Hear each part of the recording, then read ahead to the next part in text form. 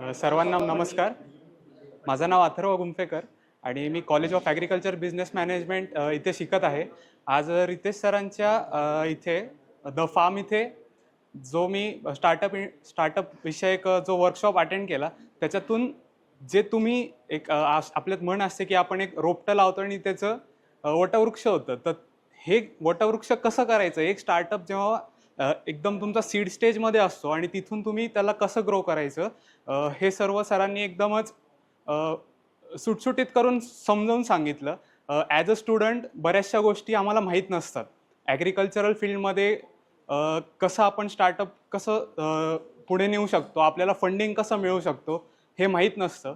तर ह्या गोष्टी कळून घेण्यासाठी मी इथे आलो आणि पुरेपूर मला ही माहिती सरांकडून मिळाली. द फार्मच्या पूर्ण टीमकडूनच ही माहिती मिळाली.